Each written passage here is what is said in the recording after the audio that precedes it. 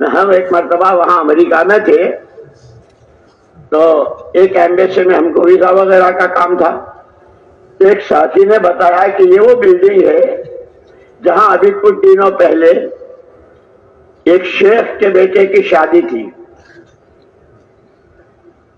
سب کے ٹکٹ آنے جانے کے اور سب کے لیے سارا صرف اس کی شادی میں شرکت کے لیے شیخ نے کیا. اسی لیے مولانا انعام الحسن صاحب رحمۃ اللہ علیہ فرمایا کرتے تھے جان مال اور صلاحیت اس کے لگنے کا جو صحیح مصرف ہے لقد کان لکم فی رسول اللہ اسوۃ حسنہ.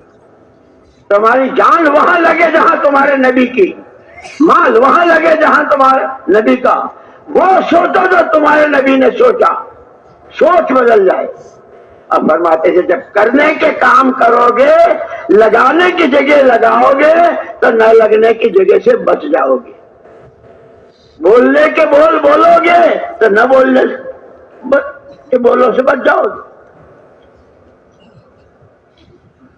لیکن اس قربانی پر کتنی بڑی اللہ کے انعامات.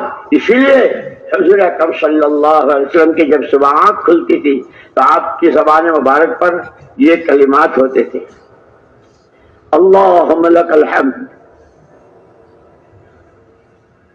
اللہم لک الحمد انت قیم السماوات والارض ومن فیہن، انت ملک السماوات والارض ومن فیہن، انت نور السماوات والارض ومن فیہن، انت الحق، انت الحق، لقاؤک حق، وعدک حق، قولک حق، الجنت حق والنار حق والنبیون حق ومحمد الرسول اللہ حق والساعۃ حق.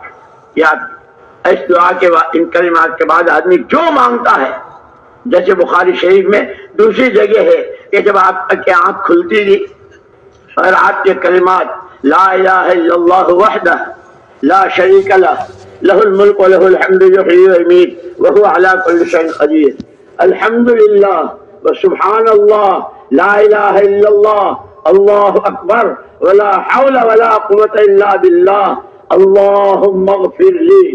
صحیح روایت ہے بخاری شریف میں کہ آدمی اس کے بعد جو کام کرے گا، وضو کی، نماز پڑھی، دعا مانگی، جو عمل کرے گا قبولیت کی مہر اس پر لگ جائے گی. مشکل یہ ہے کہ ہم تو سیکھتے ہی نہیں.